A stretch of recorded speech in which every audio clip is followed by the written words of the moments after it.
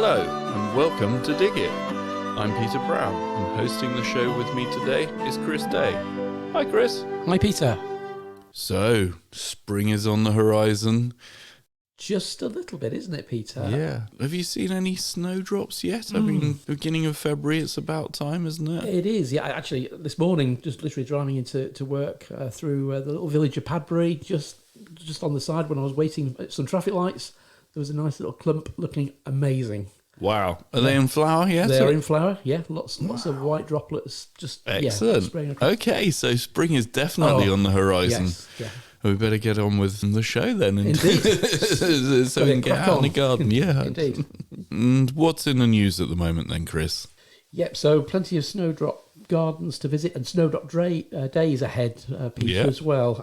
We mentioned last month the wonderful Great British Gardens.co.uk website, and they've got a really good section on their website where you can find out where your local snowdrop Walks are. Yeah. So check that out, and obviously many of them are national gardens as well. So plenty to be going up with there. And then right at the beginning of February, actually on the 2nd, we've got the a talk by Dr. Chris Thorogood from who's obviously over at the wonderful botanical gardens over at Oxford, the Arboretum there. Yep. And he's going to be basically chasing plants. Okay. It's intriguing. So we'll put details on the show notes for that.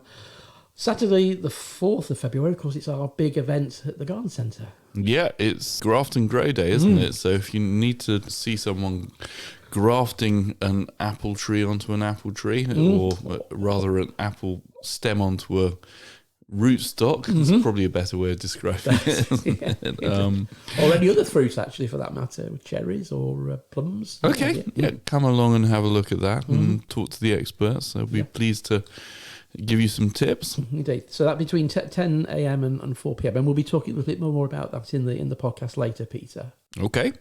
And then we've got, this is good, and this has become a bit of a perennial favourite at the RHS Gardens at Wisley, the Houseplant Takeover. Right. So again, we'll talk about this a little bit later, but basically it's just a big foray into houseplants, how they're displayed and how to get the best from them. So we'll be talking about that in the news a little later. And then still on the good old snowdrop theme, the wonderful Nick Hamilton, yes, the son of the late and great Jeff Hamilton, his gardens at the wonderful Barnsdale.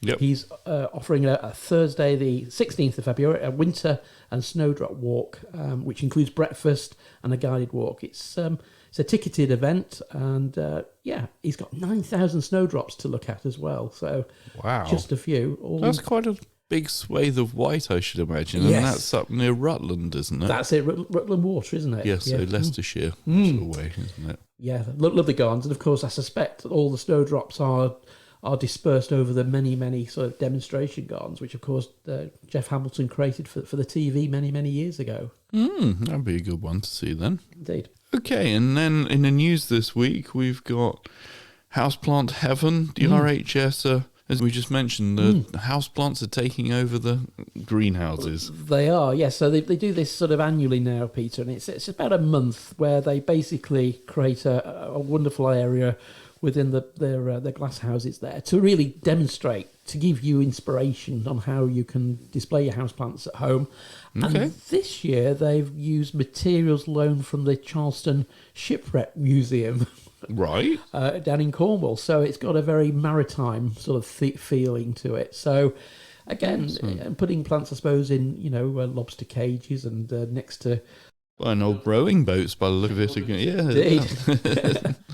But it is to give you, some ideas and obviously help you, gain some advice on actually growing these houseplants, which include orchids as well. So there'll be plenty to see. So they've got 3,000 orchids there.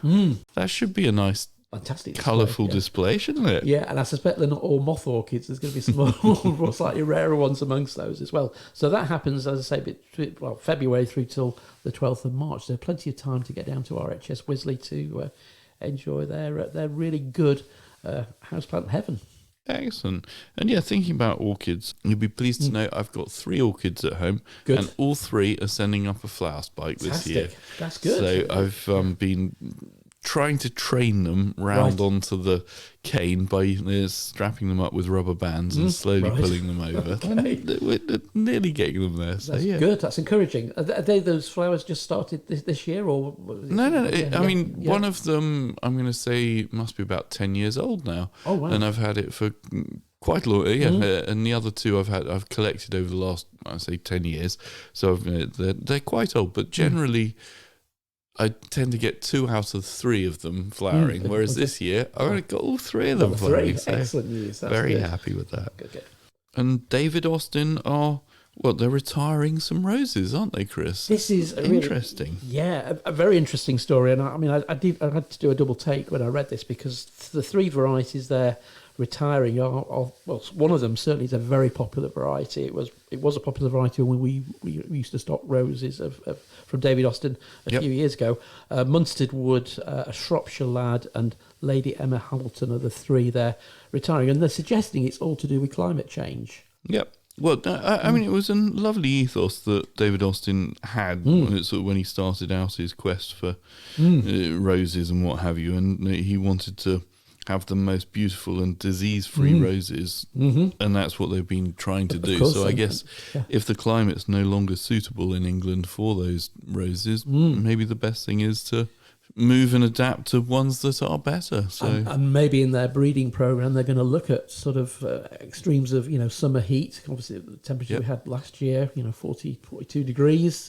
Roses, can they be Will they genetically, suffer? manipulated to withstand those temperatures and in the new breeding program? So maybe they'll revisit those varieties they're retiring in years to come, and maybe give them a genetic boost, if you like, to cope with that. But I mean, it's pretty endemic with what's been happening obviously this winter. I mean, I'm sure a lot of people can relate to the fact that it's been a harsh winter. We've lost a lot of tender plants because of the very low temperatures in December. So yeah. So well, I mean, that's it. It's a shame when you see things like the Fatsy hedgerows. Is that the right name for them? Yeah, Fatsias. Fatsias, they were certainly caught, but phormiums, and of course the cabbage palms. The Torbay palms, the cordylines. They've been hit very badly. I know we've had a lot of customers coming into the garden centre with their tales of woe, with photographs saying, "Is it going to recover?" Who knows? Because obviously, what happens with a lot of plants is the tips of the plants go the crown, but actually follow the stem back. Often they will resprout, and we'll probably find out this spring whether that actually happens. I hope so, because I've got. So if you've got some that are looking decidedly worse for wear, just leave them for another couple of months and see. Because I know I had a cordyline in my house in Northampton in Cyril Street, and that 1 year totally died off in the winter, and then it's resprouted, and it's now got 2 heads on it, as it were, so it's doubled up, so it's twice as strong, and it's still going. That's good. Yeah, that's the thing. Nature will find a way if there's possibilities of regrowth, won't they? That's it. Yeah, and also another story. This time a little bit further north at the Royal Botanic Gardens, at Edinburgh. The revamp of the Royal Memorial Garden. This is the late Queen Mother's garden again, being changed because of changing conditions and obviously in the climate as well. So hopefully that'll have a revamp. And it doesn't actually say in the news report when it's going to be completed, but obviously they're on the case this year to get it all in place. And so this is to do with the lack of rainfall, isn't it? Yes. So and the other extremes. So Scotland's drying out. Yes. So it's going to be including lots of things. But it's the full redesign is scheduled to be completed by the autumn. So something to look forward to there. But a lot of interesting plants will go in there, and of course a lot of the plants in that area are obviously related to the amount of peat in the soil as well. So they're quite specific plants in that particular garden. Well, let's hope they don't have to bring any compost in. They're going to have problems there, aren't they? Definitely. Good stuff. And the RHS has expanded the number of partner gardens it has on its list, isn't it? So how's that work, Chris? Yeah, so if you're a member of the RHS, you get the opportunity of going with using your ticket, your membership card, to access other gardens. So they've increased it by 18, which brings up to a total of, I think, 221 gardens now are partners. Excellent. So it's good value if you're a member. Then you there's plenty of opportunities to go and visit these other gardens as well. And yeah, they've included, like the wonderful White Garden at Sissinghurst, which I've been there to a couple of times. That's amazing. Right. And they also highlight the Powers Castle gardens too, which are pretty good too. So really, yeah, it's just it helps your membership. Of course, when you're paying out a large amount of money each year, it's getting better value, isn't it? Really. Well, that's good, yeah, and diversifies what you can go and have a look at, and so Indeed, it brings you into contact with some other, even more ideas. Lots of them. Brilliant. And I see the Prisoners of Thorncross Men's Prison, which is an open prison and young offenders institution in Warrington, Cheshire, have won this year's Windlesham Trophy for creative gardening efforts. It's a nice story, isn't it? It is. It's actually they're finding out that actually mental health of the prisoners massively improves when they get to go out and do some gardening, which is nice. And obviously, didn't Layhill they won did an a few, award? yeah. So that was probably 10, 20 years ago. They were very much involved in, I think, the Chelsea Flower Show or the Hampton Court Flower Show. Okay, yeah. And they brought that to the public. The fact that the creative side of being in a prison means that you can obviously channel your energies into horticultural prestige. Really, they did very, very well. But the garden they created, Peter, was called Rehabilitation River, Right. and it represents the journey of offenders, giving the message of hope and opportunity for a brighter future. So they used Brilliant. Mediterranean plants. They used a wide range of palms, and they also used perennials as well to create their feature. And I think it's to be to be applauded. Really, it's really good, isn't it, that this can be happening? And obviously, this Windlesham Trophy is a regular, which is obviously awarded each year, which is great. So well done to the young offenders facility there. Well, yeah, that's it, and it does prove that gardening is good for you, doesn't it? I mean, Indeed. It's like, everyone benefits from getting out and doing some digging and hard work in the garden. Indeed. Another favourite topic of mine: bees. Petal patterns found to attract bees. Yeah. So this is mostly this time from the scientists at Cambridge University. They've discovered that through incandescent optical effects, which obviously you can see through human eyes, there's obviously certain visions can be seen and guide insects to flowers differently to us. So quite a different way of a vision.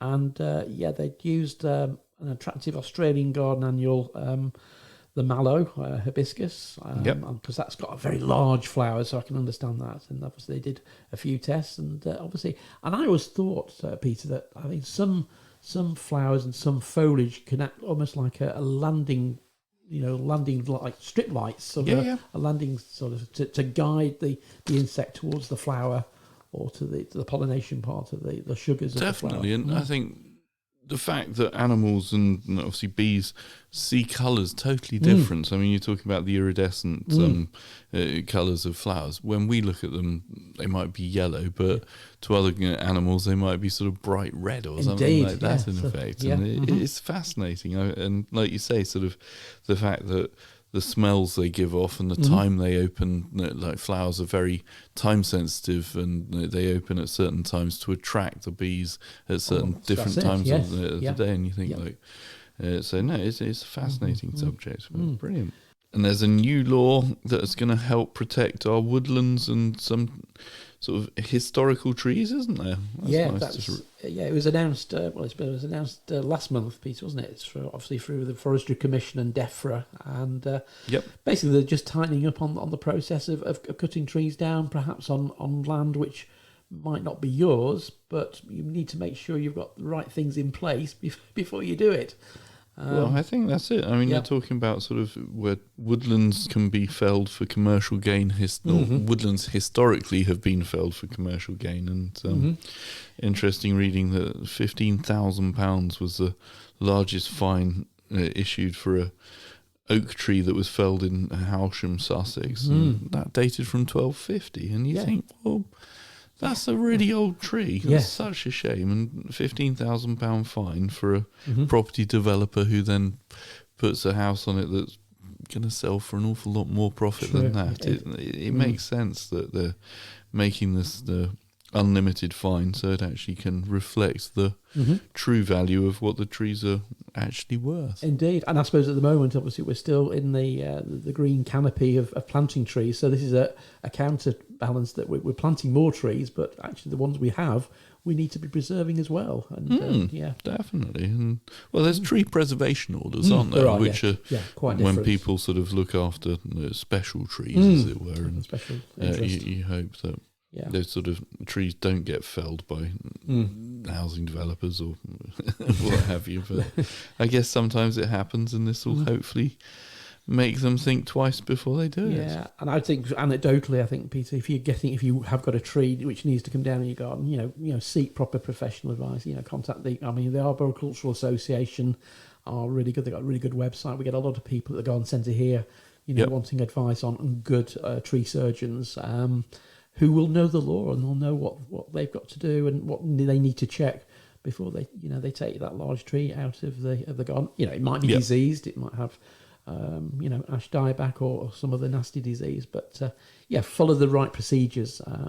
Certainly, otherwise you might find you're going to be hit by a fine as well. Definitely. And I see there's a new tea grower in the marketplace now. I was really surprised by this. I mean, when I heard there was a tea grower down in Tregotham in sort of Cornwall, I was like, I'd always imagined that tea grew in sort of warm countries like India and Sri Lanka, but apparently it'll grow in England. And where's this new one popped up then, Chris? So this is actually up in Scotland, Peter. Right? Yeah, the top. Yeah, and obviously they've been battling the weather conditions because obviously it's unpredictable in that part of the world, and obviously they've got quite a short growing season. Or have they with global warming? Who knows? In the future, that could be changed. But I mean, it's a group of women who've basically produced this wonderful blend, and it's now being sold to what they describe as high-end London establishments. Well, I see Fortnum and Mason have got their hands on it. And Yeah. I mean, that's the sort of place you want to sell your finest quality tea. So yeah, I wonder what it tastes like. It'd be interesting. I don't know. Yeah, well, it is a black tea, and it's described. Well, it's called Nine Ladies Dancing, which is a great name. It's lovely. Slightly different from your Tetleys and your Yorkshire tea, isn't it? Certainly. Definitely. But yeah, they're obviously working on this to develop it as a big, viable business, which is great news. Well, I mean, we've got English vineyards, we've got now English tea houses. That's brilliant, isn't it? Now with a Scottish flavour. Yes. Yeah. And as it's the early part of the year, we always like to propose what's going to be trendy and upcoming, don't we, Chris? We do. As with so many other subjects, this is it's a bit speculative and subjective, but some of the things we've picked up on that I think are more than likely going to be true is things like the Society of Garden Designers. They're predicting that new gardens are going to be environmentally friendly to the core and not just as a style trend. I mean, we've seen that now, certainly for the last year or so, certainly with Chelsea Flower Most Show. definitely, A lot of yes. the award-winning gardens there were, without a doubt, far more aimed at the sort of urban gardener and the recycled products, and I think it's a very good thing. And I know, more naturalistic, more native planting, stripped down gardening in a way, isn't it? Getting to the core of what actually works and what will work for somebody designing a garden for global warming as well. Perhaps that needs to be sort of factored in as we talk about the issues with plants and how they're going to survive. Yeah, and obviously wildlife-friendly things as well. Most definitely, yes. They're always in the news at the moment, aren't they? And I think that's, again, a very sensible thing to try and... I'm seriously considering this idea of wilding my lawn. Are you? And letting it grow some more dandelions this year. I think I might do well with that. Yes, forget no mow May, just grow dandelions and weeds in your lawn. But they're not weeds now. That's the best thing. We can't call them weeds. No, they've just been recategorised. They're beneficial plants. That's it. For the wildlife. That's it. And some of the other predictions, Peter, as have come up, I mean, about houseplants, they're suggesting that we've obviously with global warming and global climate, and obviously the energy crisis, we're dialing down our homes. So turning the temperature down in the home. So cooler houseplants, basically. So that's Okay. going to be interesting, and something we've been looking at the garden centre here. To be honest with you, the likes of a lot of the palms are quite tough.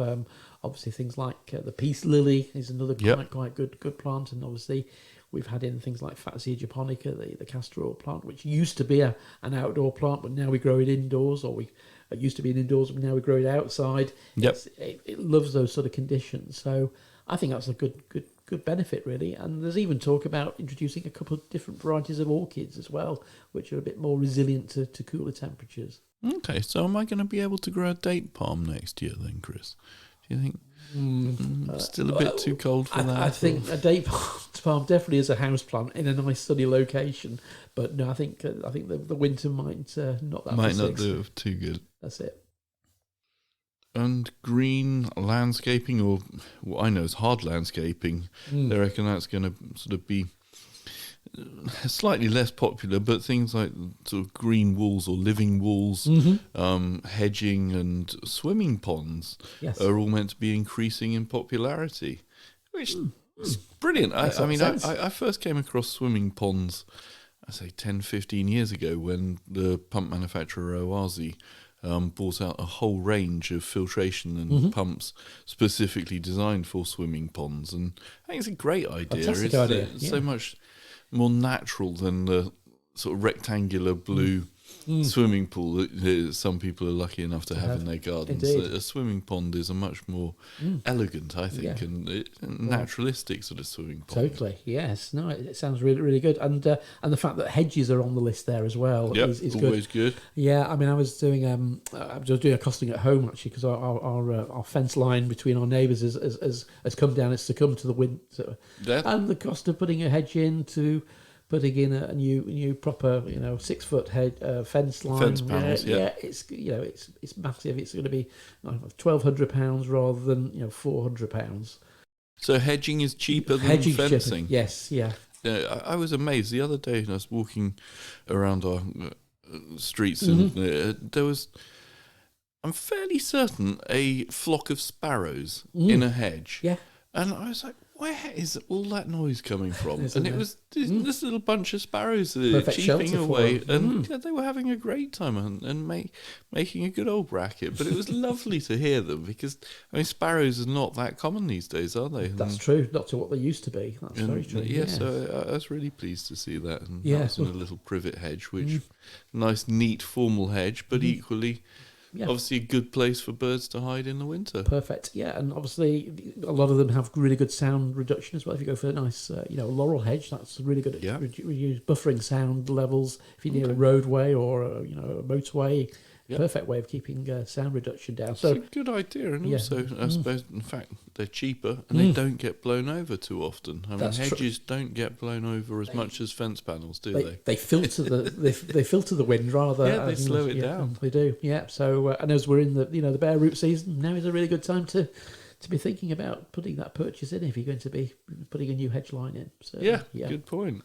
Well, I was really interested to see Q Science has spotlighted 10 species of plants and fungi that are new to science in 2022. I mean, you think we'd discovered all the plants and flowers on this planet by now, but no, we haven't. No, there's still many to be found, and this is one really. When I was doing a bit of investigation, Peter, you have to go. Well, we'll put the link on here, but to have a look at the press release, because it has the wonderful photographs of these plants, because obviously they are very rare.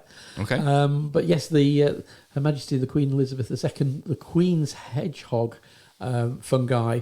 Which she's had a new mushroom fungus named after her. Indeed, Good, isn't it? yeah, and again, very specific. It's obviously found in an ancient beech forest down in down in Surrey.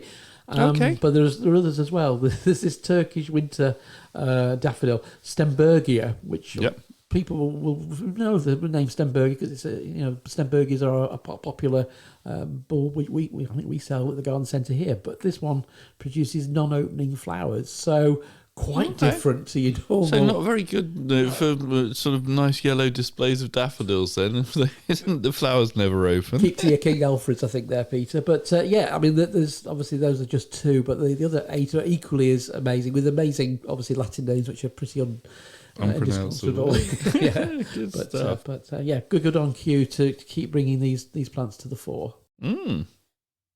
So the NGS has made their biggest charity donation ever? Back in, yes, obviously 2022, they donated an amazing £3.11 million to health charities, which is amazing, isn't it? Absolutely phenomenal. Well, the National Garden Scheme, it is such a brilliant sort of day out, isn't it? I love going around and looking at the neighbours' gardens. Indeed, it is fantastic, and they do lots of other things as well. Does the NGS?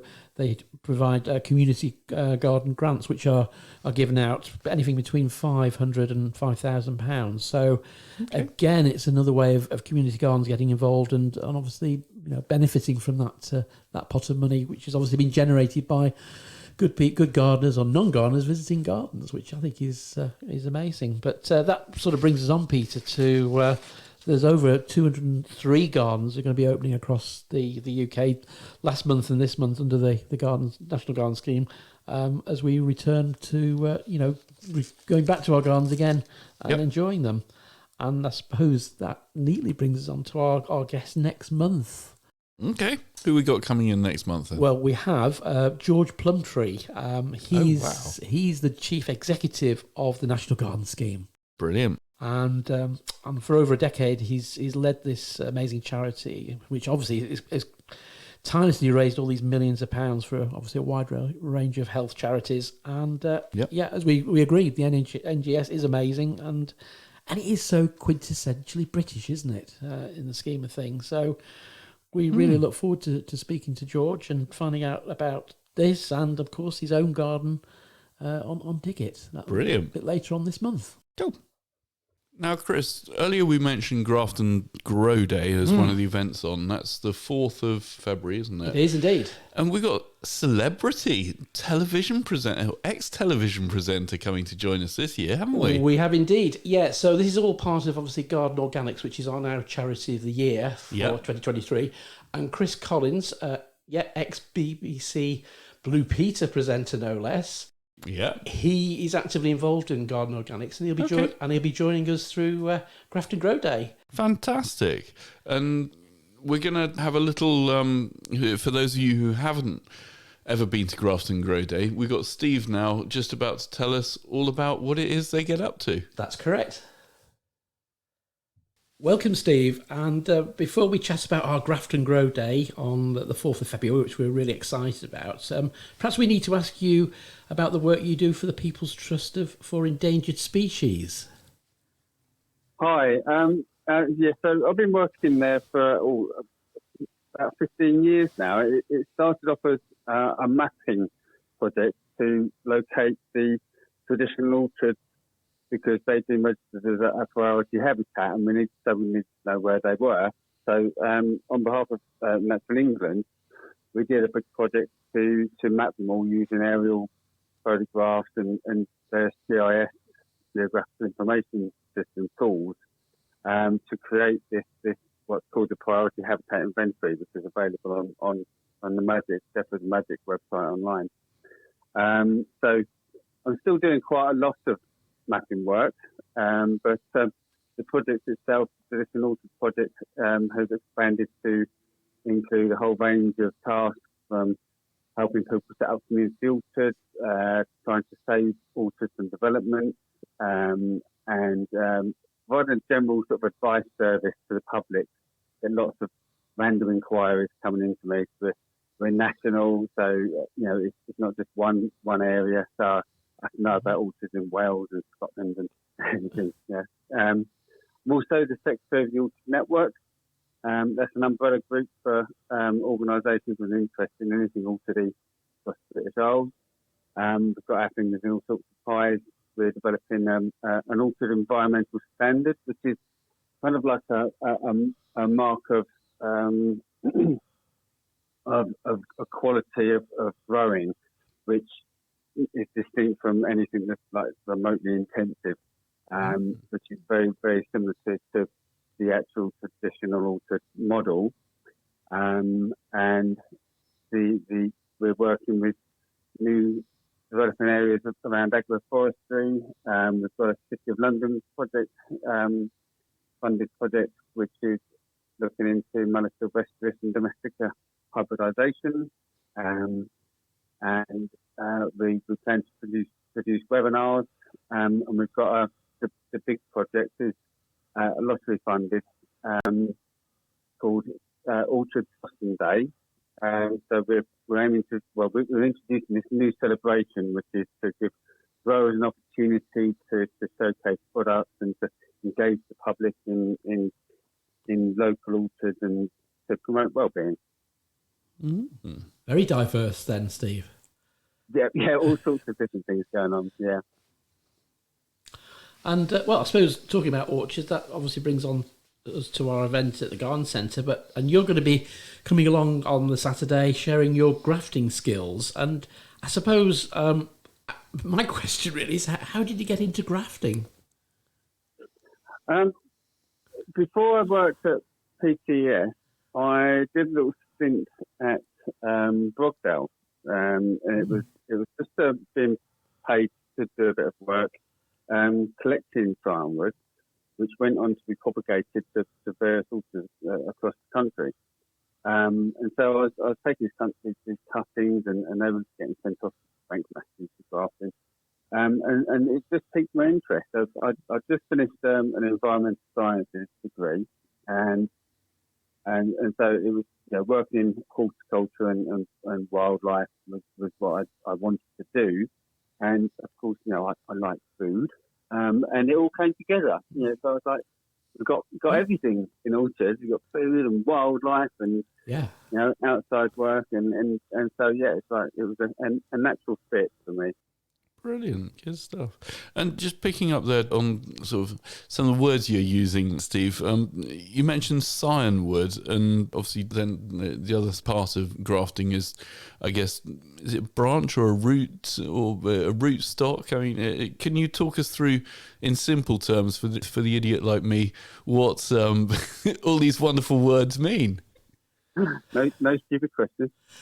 So when you want to create a new tree of a particular variety of fruit, because fruit trees are every single pip grows a new variety. So if we get a good one that we want to propagate, we have to take cuttings from the trees and put them on a new root system. Right. So okay. we just take the normally the last year's growth, and we just get a nice sort of fairly sturdy piece that's grown quite well in the previous year. It can be 6, 8, 12 inches long, whatever good material can be found, and then that can be grafted on the graft and rosé onto a new root stock, which you then put in the ground, and it grows into a new tree. If you can't find any good year wood from last year's growth, you can get away with using 2 or 3 year old wood, but as long as it's a nice clean system section of wood with some buds on it, that should take. So I guess for our listeners, if you know anyone with a apple that you've eaten off their tree and you fancy growing that one yourself, go and ask them for a little section of branch and bring that in, and then Steve can graft it onto a new rootstock and you can have your own tree. Yeah, absolutely. And it doesn't matter if you know what the variety is called or not, or if it's even a tree growing on the side of the road that's grown up from a tip. If you like it, we can graft it for you. Brilliant. And can you do that with plums as well as apples, or just thinking sort of what can we do this with any tree? Most fruit trees and nut trees even are grafted to maintain the varieties. You can do it with other trees, but it's less common to do it with trees that don't need to be kept so specifically into sort of like the varieties. But, it can be done with anything. Yeah. Cool. Yeah, and as I say, Steve, on the Saturday we'll have a good range of apple rootstocks and pear, and I think we've got some St Julian for anybody who's bringing in cherries or plums and things as well. So a good old range. One question I was going to ask you, Steve, is many people like growing lots of varieties on one tree, like a family tree. Is that sort of feasible? Could you do that on the day as well? Could you put perhaps 2 or 3 varieties on a bit of rootstock? Is that doable? It can be done. It sometimes you find it some varieties more big than the other. I find it better to do that by top work, which means once the tree started to grow, you wait for it to get to a certain size, and then you start inserting more varieties in. So then you can prune it favourably to make sure that your new graft take and get the vigour that they need. But we can sometimes do it if we've got a rootstock with branches on it. We can give it a go. Excellent. Oh, that's good. And Steve, I mean, obviously we talked a little bit about the People's Trust for Endangered Species. You're the Orchard Diversity Officer there. How can our listeners find out a bit more about the work you do? Well, the website on ptes.org has an orchard section, and it's really quite vast. There's all sorts of information on there from biodiversity and planning and development. We've got a grant scheme for people who want to get new trees into old orchards, or to create a community orchard. There's also the orchardnetwork.org.uk website, which has details about Orchard Blossom Day and our projects, and a regional directory of services that you can find out about what's going on in your area.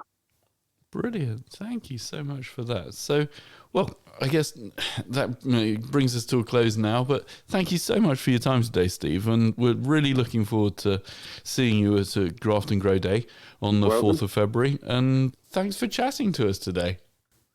Yep, thanks a lot. Thanks, Steve.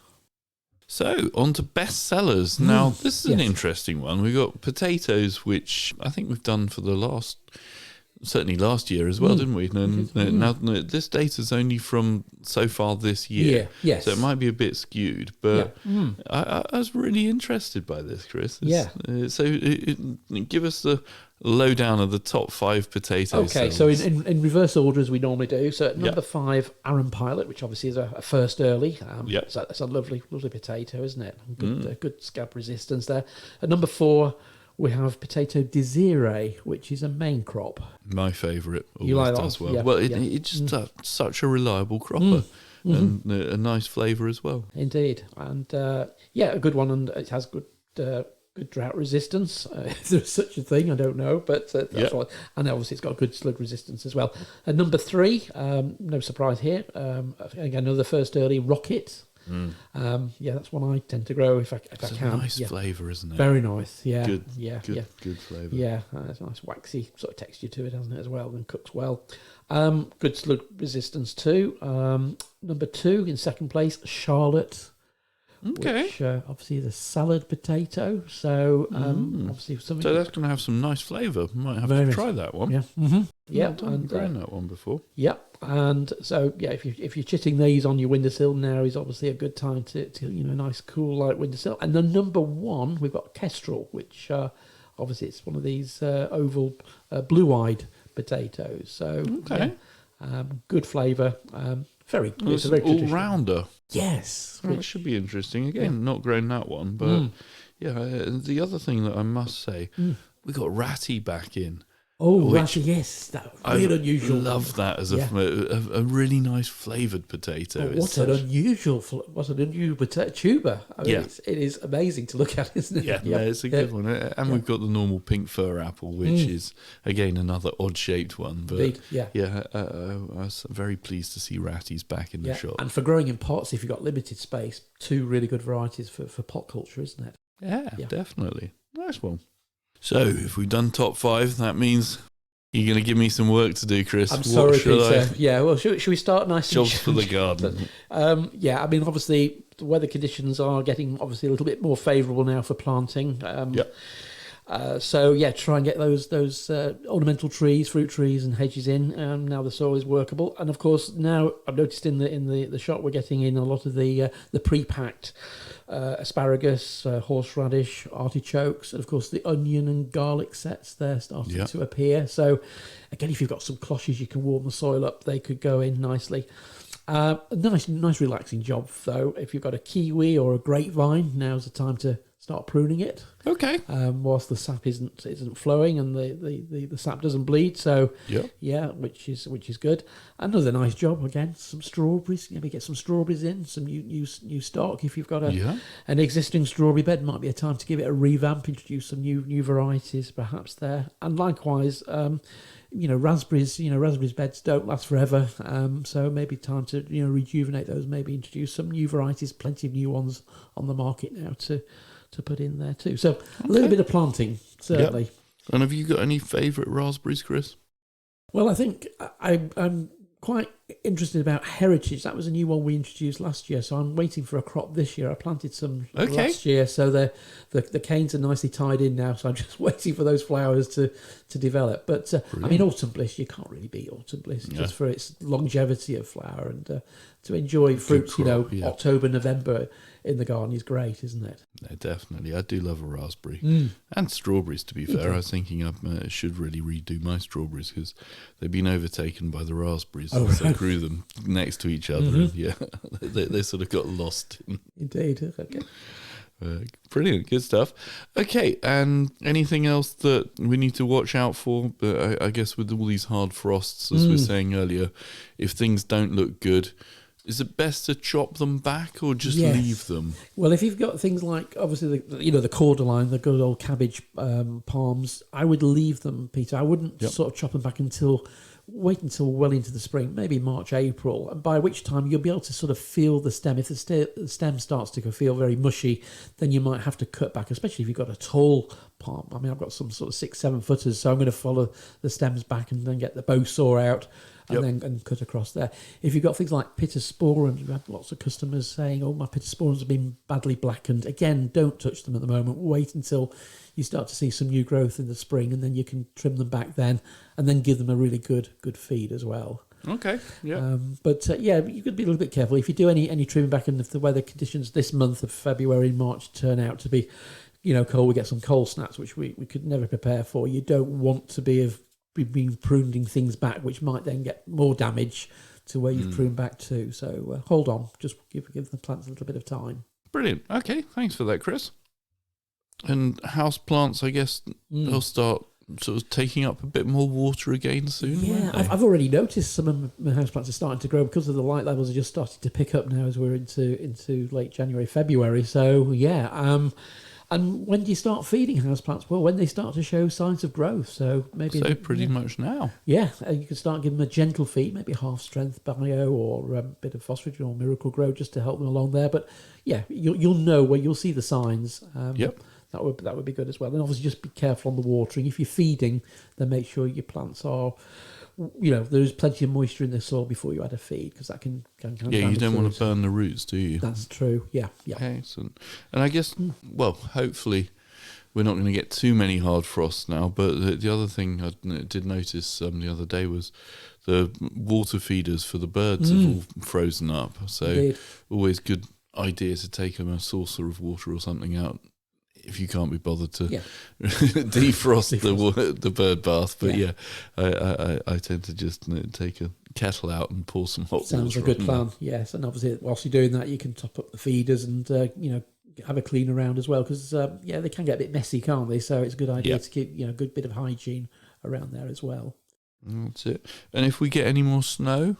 Yeah, I mean, the usual advice is, if it's on evergreens, to go along with a broom handle and just tap the stems just to remove the weight. It's the weight which causes the damage. Yep. I mean, that's interesting because I say I've lost quite a lot of phormiums at home, and of course they, by their nature, the leaves hold in. Well, they hold leaves in the autumn when all the leaves are dropping off the trees, and also they hold snow. So easier said than done when you get a big downfall. But and obviously avoid walking on the grass in frosty weather. that's a definite. Yeah, because otherwise you get the black patches. Oh, you do. Yes, yeah. But I mean, obviously, if you've got other evergreens, if you can protect them, get a bit of horticultural fleece. It's just worthwhile, and especially if you're buying any new plants from the garden centre. We're conscious at the moment that plants are coming in from nurseries, so we're treating them kindly and making sure they are protected and hardened off, because at the end of the day, you want, when you buy a plant which is a hardy plant, you want to be able to plant it out with confidence. Yeah, definitely. Mm-hmm. And compost heaps. I'm making myself a new compost heap, Chris. Okay. Yeah. After the chat we had with Charles Dowding last month, I thought, I really should make a new compost heap, and my current one is about 4 meters by 1 meter long. Okay. And it's just essentially rubbish thrown into a big pile. Whereas the new compost heap, I've taken 4 pallets, and I'm going to wire them up together to make a square, and hopefully get some good compost. And by the time that is matured into usable compost, I'm hoping that the current compost heap, which is just a great glorious mess, will have rotted down enough to be useful. I remember what Charles was saying last month about lining your compost heap with cardboard. I think it was a great tip. That's something I've remembered. So well, good luck with that, Peter. Well, the other thing I was thinking was I